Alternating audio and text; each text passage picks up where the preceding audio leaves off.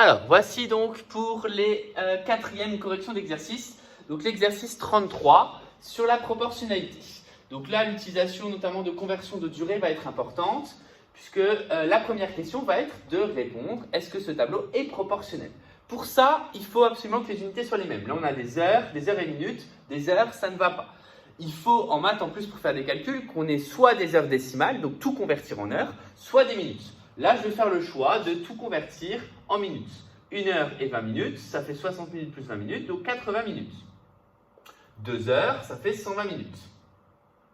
Et donc, pour répondre à la première question, je vais chercher s'il existe un unique coefficient A qui va me permettre de passer de la durée au prix. Donc, je l'écris. On cherche s'il existe un unique coefficient A tel que. Alors, tel que quoi? On doit vérifier 3 opérations parce qu'il y a 3 colonnes. Première opération, c'est 50 fois A égale 1 euro. Deuxième opération, c'est 80 fois A égale 1,60 €. Et troisième opération, c'est 120 fois A égale 2,40 €. Alors, si j'avais converti en heures, j'aurais peut-être pu m'en sortir, mais la conversion de 50 minutes en heures aurait été un petit peu plus compliquée puisque ça aurait donné un résultat fractionnaire. Bref, dans tous les cas, le calcul du coefficient A donne 1 sur 50 pour le premier. 1 sur 50, c'est comme 2 sur 100, donc 2 centièmes, ça fait 0,02. Ainsi, je peux vérifier que 0,02 fonctionne avec les deux autres cas. C'est ce que je vais faire ici. Jusqu'à présent, j'ai calculé à chaque fois les 3 coefficients, j'ai vérifié s'ils étaient les mêmes. Mais une autre façon de faire, et comme ça me permet aussi un petit peu d'alterner les méthodes, c'est de me dire, s'il fonctionne, il doit être unique. Et donc, du coup, 80 fois 0,02, je calcule combien ça fait. Si ça fait 1,60, je continue. Si ça ne fait pas 1,60, je dis que ce n'est pas proportionnel. 80 fois 0,02, ça fait bien 1,60. Je passe donc au suivant et je calcule 120 fois 0,02 également. Et ça fait aussi 2,40. D'accord? 120 fois 2, ça fait 240. Et le fait de multiplier par 0,02, c'est multiplié par 10 puissance moins 2. Je décale la virgule de 2 rangs vers la gauche, donc 2,40. Donc ici, je trouve bien que ce tableau est proportionnel. Je précise le coefficient et à quoi il correspond. Deux coefficients A égale 0,02. Et 0,02 quoi? 0,02 € pour un retour à l'unité d'une minute. Donc 0,02 € pour une minute. Ce qui me permet de marquer ici que si je dois multiplier par si je connais un temps, pour trouver la réponse d'en bas, j'ai juste besoin de multiplier par 0,02. C'est ce que je vais faire, ou pas d'ailleurs, on va voir, dans les questions B et C. En tout cas, dans les questions B et C, moi, ce que je vous conseille, c'est de poursuivre le tableau. Alors, vous avez peut-être imprimé, donc du coup, vous pouvez le poursuivre dessus. Moi, je le refais. Et donc, je vais rajouter 2 cases. Une case pour la question B, une case pour la question C. Donc là, on a durée. Là, on a prix. La durée, 50 minutes, donc durée en minutes, prix en euros. Ensuite, 80. Ensuite, 120.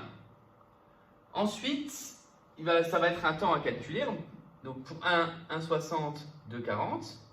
Je peux mettre mon fois 0,02 si ça m'arrange, si je l'utilise en tout cas. Et là, je dois donc trouver, elle laisse sa voiture de 14h45 à 17h15. Donc, je dois calculer la différence de 17h15 à 14h45. Donc, pour aller de 14h45 à 17h15, je vais donc du coup rajouter de 45 à 15, il y a donc 30 minutes. Et en mettant la retenue, parce que 45 est plus grand que 15, de 15h à 17, il y a 2 heures. Donc ça veut dire qu'il y a 2 heures et 30 minutes. 2 heures et 30 minutes, ça signifie au final 120 plus 30, donc 150 minutes. Donc ici, je dois calculer le tarif pour 150 minutes. 150 minutes maintenant. Je me pose la question, est-ce que c'est faisable de l'obtenir à l'aide des différentes cases? Je peux évidemment multiplier par 0,02, mais là, je vois que 50 et 150 sont dans la même table. Donc, du coup, en multipliant par 3, 50, en utilisant donc la linéarité, je vais multiplier 1 par 3, et ce qui va me dire que le prix ici va donc être de 3 €. Donc, j'utilise le tableau, la flèche comme justification, et ensuite, je n'ai plus qu'à faire une phrase réponse. Combien devra-t-elle payer pour avoir laissé sa voiture entre 14h45 et 17h15? Elle devra payer 3 €. Maintenant, si je sais qu'elle paye 1,80 €, pareil, je pourrais me demander comment j'obtiens 1,80 € à l'aide des résultats précédents, ou alors, tout simplement, en divisant 1,80 par 0,02. Divisé par 0,02, c'est peut-être un petit peu contraignant. 1,80, je vois que là, et là, par contre, je vais utiliser vraiment les 3 colonnes précédentes. Pour trouver 1,80, je vois qu'entre 1,60 et 2,40, il y a 80 centimes. Donc, du coup, je vais prendre les deux là et je vais les soustraire. Ça va me donner 80 centimes. Donc, ça me permet encore de rajouter une case si je veux.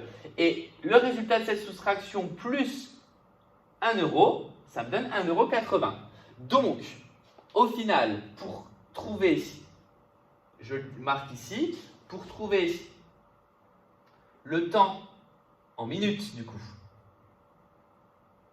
de 1,80 €, je vais d'abord trouver 80 centimes, donc ça va me faire 120 minutes moins 80 minutes. Ça, c'est pour les 80 centimes, auquel je vais rajouter le 1 € qui est plus 50 minutes, ce qui va me donner, donc ça c'est pour les 80 centimes, ça c'est pour le 1 €, et donc ça va me donner donc 40 plus 50, 90 minutes. Ce qui revient à dire 90 minutes, j'espère que tout le monde sait, en tout cas les footeux le savent, que ça fait bien 1h30. Voilà pour, du coup, 90 minutes ici, la phrase réponse, et 1h30 ici. Voilà pour cet exercice, donc qui fait aussi un petit peu travailler sur les horaires. Ça fait jamais de mal de revoir un petit peu ce type d'exercice. Je passe ensuite au suivant, puisque le suivant est relativement court. Je pense que je vais couper la correction en deux. On va faire une vidéo trop longue. Le suivant, c'est donc utiliser les propriétés de la graphique de la reconnaissance de la proportionnalité. Donc là, je me permets d'effacer.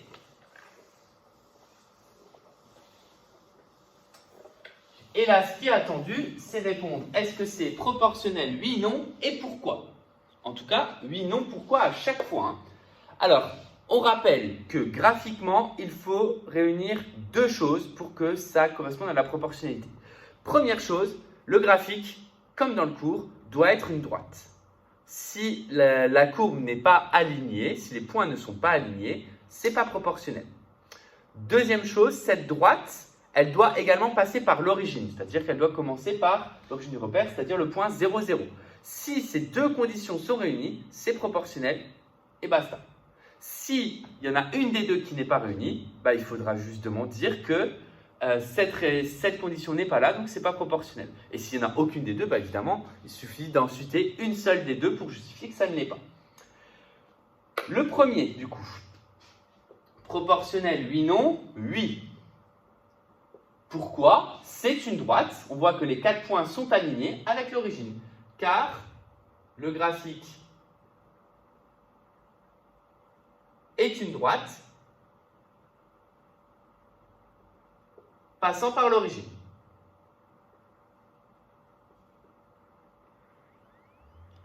Le deuxième, c'est une droite également. Mais cette droite, elle ne passe pas par l'origine puisqu'elle commence à 50 degrés. Donc, non, ce n'est pas proportionnel, car le graphique ne passe pas par l'origine.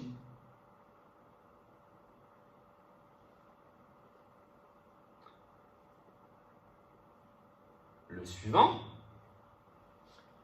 Est-ce que c'est proportionnel? Ça passe bien par l'origine, mais on voit que les points ne sont pas alignés. Donc non, car les points